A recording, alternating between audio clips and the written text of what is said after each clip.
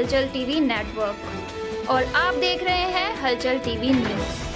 हर हलचल पर नजर, हर हलचल की खबर। नमस्कार दर्शक मित्रों, हलचल टीवी न्यूज़ में आपનું હાર્દિક સ્વાગત છે। ઉમરેઠ નગરપાલિકામાં વિકાસ ગાળો થયો। 1.5 કરોડના પેવર બ્લોક ઉઘાડી હવે આરસીસી રોડ બનાવવાનો વેપલો। રામના નામે સબકા સાથ, ફક્ત મેરા વિકાસ। ઉમરેઠનું અટલ ઉદ્યાન બન્યું જટિલ ઉદ્યાન। આ એ જ રામ તળાવવાળી જગ્યા છે જ્યાં બ્યુટિફિકેશન માટે સાંસદ મિતેશ પટેલે ખાતમુહૂર્ત કર્યું હતું। ત્યારબાદ પ્રજાના પરસેવાના 1.5 કરોડ જેટલી માતબર રકમના ખર્ચે મૂકી બ્યુટિફિકેશન કાર્ય પૂર્ણ કર્યું। આ કામમાં પણ કટકીકાંડનો લવારો કોરા રહી ગયેલા કેટલાક સભ્યો કરાતા લોકોએ સાંભળ્યા હતા।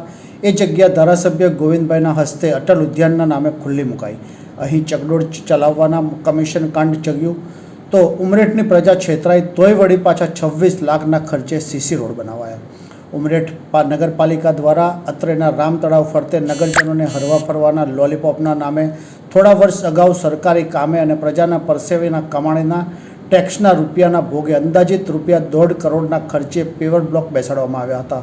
તે વખતે કમળના નામે અને લોકલાડીલા વડાપ્રધાન નરેન્દ્રભાઈ મોદીનો ચહેરો આગળ ધરી ચૂંટાયેલા કહેવાતા નગરસેવકોએ આ ખર્ચ નગરના સિનિયર સિટીઝનો તેમજ મહિલાઓ અને બાળકો માટે રામ તળાવ મનફેર અને હવાફેર માટેનો પર્યાય બનશે તેવી ગેરંટી આપી હતી અને ઉમરેઠના પ્રજાજનોને પણ આશા જાગી હતી। પરંતુ ખર્ચો પાડી દીધા પછી ઉપરોક્ત સ્થળનો રખરખાવ કરવામાં આવ્યો નહીં, જેના અભાવે ઠેર ઠેર ઘાસ ઉગી નીકળ્યું હતું।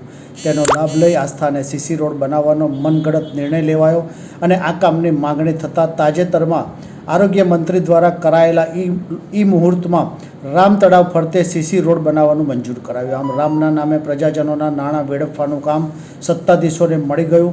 હવે આ કામે ઉમરેઠના સિનિયર સિટીઝનો, બાળકો કે મહિલાઓને ફાયદો થાય કે ના થાય, પરંતુ કેટલાક સભ્યોને જરૂર પ્રસાદ મળી જવાનો છે તેવી ચર્ચાઓએ જોર પકડ્યું છે, તો બીજી તરફ ઉખાડેલા બ્લોક પણ પગ કરી ગયા છે।